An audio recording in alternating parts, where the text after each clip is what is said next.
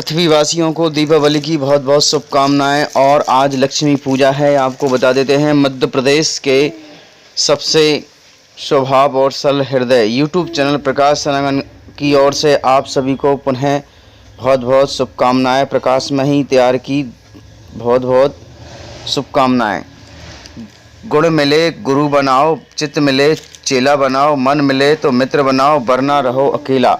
इसी के साथ सबसे बड़ी खबर आज मध्य प्रदेश के अतिथि शिक्षकों के लिए लोक शिक्षण संचालनालय ने 11/11/2023 को आदेश जारी किया है। इसमें मध्य प्रदेश के अतिथि शिक्षकों को आवंटन वित्तीय वर्ष 2023-24 के योजना अंतर्गत अतिथि शिक्षकों का मानदेय के अंतर्गत भुगतान करने की राशि आवंटित की गई है। इसमें आपको बता देते हैं मध्य प्रदेश के माननीय मुख्यमंत्री श्री शिवराज सिंह चौहान के द्वारा 2 सितंबर 2023 को लाल परेड ग्राउंड में जो घोषणा की गई थी उसके को लेकर यह आवंटन जारी किया है, जिसमें मध्य प्रदेश के अतिथि शिक्षकों को डबल वेतन दिया जा सके। इसमें आपको बता देते हैं सांची ब्लॉक का आवंटन भी आ चुका है। इसमें स्पष्ट रूप से लिखा है विकास खंड के अधिकारी डीओ के कराई जाएगी और बंटन शीर्ष के द्वारा उपयुक्त के अनुसार आपको बता देते हैं कि अतिथि शिक्षकों का भुगतान जारी किया गया है। इसमें अक्टूबर पेड नवंबर का मानदेय भुगतान करना अनिवार्य रहेगा। और इसमें आपको बता देते हैं कार्यालय कलेक्टर मजिस्ट्रेट ग्वालियर के द्वारा अतिथि शिक्षक आंगनबाड़ी कार्यकर्ताओं की भी चुनाव में ड्यूटी लगा दी गई है। वहीं आपको बता देते हैं कि मध्य प्रदेश में कई ऐसे भी आउटसोर्स कर्मचारी हैं जिनकी परीक्षा में ड्यूटी के अलावा आपको इलेक्शन में ड्यूटी लगाई गई है। इस तरह से आपको बता देते हैं कि मध्य प्रदेश में वर्तमान अतिथि शिक्षकों की स्थिति देखते हुए शासन ने बढ़ा हुआ वेतन अब जारी किया है, जो कि अतिथि शिक्षकों के लिए जल्द जारी किया जाएगा। विकास खंड निरीक्षण राज्य केंद्र सीधी मध्य प्रदेश विधानसभा चुनाव 2023 में ड्यूटी के अतिथि शिक्षकों का प्रशिक्षण हेतु किया गया है।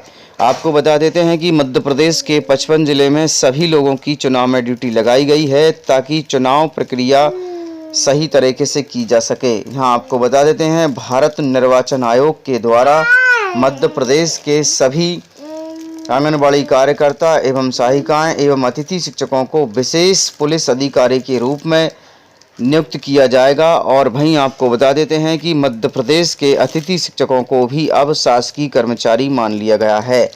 और जिला शिक्षा अधिकारी के द्वारा पन्ना में अतिथि शिक्षकों की ड्यूटी लगाई गई है। धीरे धीरे सभी अतिथि शिक्षकों की ड्यूटी चुनाव में लगाई जाएगी। सभी अतिथि शिक्षक सरकारी कर्मचारी की श्रेणी में आते हैं। वहीं आपको बता देते हैं यदि सरकारी कर्मचारी श्रेणी में आते हैं तो उनको सरकारी वेतन भी दिया जाना चाहिए। इस बात को लेकर बड़वानी भास्कर ने अतिथि शिक्षकों को पिछले 5 माह से नहीं मिला वेतन, दशहरा भी फीका गया है और अब दीपावली भी फीकी जाएगी।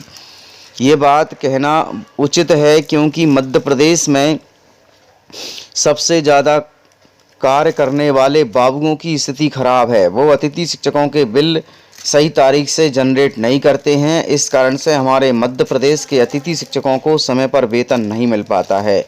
और इस कारण आपको बता देते हैं इन बाबुओं की करतूत के कारण अतिथि शिक्षकों का वेतन समय से प्राप्त नहीं हो पा रहा है। और इस कारण से सरकारों की जो इज्जत है वो धूमिल हो जाती है। और इसी तरह से कहा जाता है कि शिवराज सही है किंतु शिवराज के कार्य करने वाले कर्मचारी ठीक नहीं हैं। और इस कारण से मध्य प्रदेश के मुखिया की छवि खराब हो रही है। दोस्तों वीडियो अच्छा लगा है तो वीडियो को लाइक करें, शेयर करें, कमेंट्स करें। चल रहा है क्यों नहीं बढ़ाया गया?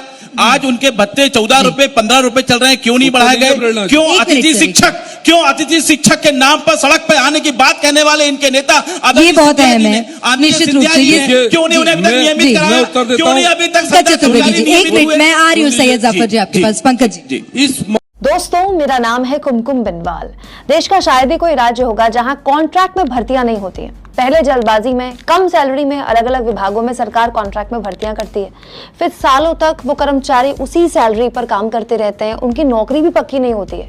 ठेके पर सरकारी भर्तियों में बड़ा शोषण, इससे ज्यादा बुरा और कुछ नहीं हो सकता। हिंदी पट्टी के ऐसे कई राज्य हैं जहां ऐसे कर्मचारियों के आंदोलन की खबरें आती रहती हैं, खासकर चुनाव के वक्त। लेकिन इन सब के बीच एक राज्य के मुख्यमंत्री ने एक ऐसा फैसला लिया है जो तमाम राज्यों के मुख्यमंत्रियों के लिए एक मिसाल है। दोस्तों, ओडिशा के मुख्यमंत्री नवीन पटनायक ने दिवाली से पहले अपने राज्य के कॉन्ट्रैक्ट के कर्मचारियों को गिफ्ट देते हुए 57,000 कॉन्ट्रैक्ट पे काम करने वाले कर्मचारियों को परमानेंट करने का ऐलान कर दिया। और सुनिए, नवीन पटनायक ने ऐलान किया है कि ओडिशा में अब ठेके पे कोई भर्ती कभी नहीं होगी। दोस्तों, ये फैसला ओडिशा सरकार पर 1,300 करोड़ रुपए का एक्स्ट्रा बोझ लगाएगा। फिर भी सीएम ने फैसला लिया जो कि ऐतिहासिक है।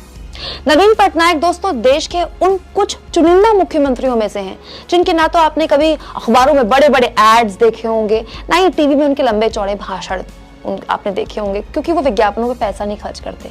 बिना किसी शोर शराबे के पिछले 22 सालों से नवीन बाबू ओडिशा को एक बीमार राज्य से देश के सबसे तेजी से आगे बढ़ने वाले राज्यों में से एक बना रहे हैं। जब भी कोई बेस्ट सीएम वाला डेटा निकल कर आता है, कोई भी एजेंसी ऐसा कोई रिसर्च करती है ना, नवीन पटनायक नंबर 2, नंबर 1 और नंबर 3 की लिस्ट में से एक होते हैं। दोस्तों, जब भी कोई नेता 22 सालों तक मुख्यमंत्री जैसे पद पर रहता है ना, तो उसमें घमंड आ जाता है, अहंकार आ जाता है, वो जनता से दूर हो जाता है। ये होता है, हर किसी के साथ होता है।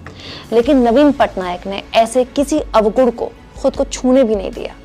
क्या आप जानते हैं, नवीन पटनायक शायद देश के इकलौते ऐसे मुख्यमंत्री हैं जो अपने राज्य की भाषा नहीं बोल सकते, नहीं आती उनको बोलनी, लेकिन उससे ऊपर जाकर नवीन पटनायक ने अपने राज्य के लोगों के मन की बात समझी और पूरी तरह से कॉन्ट्रैक्ट भर्ती ही अपने राज्य में खत्म कर दी।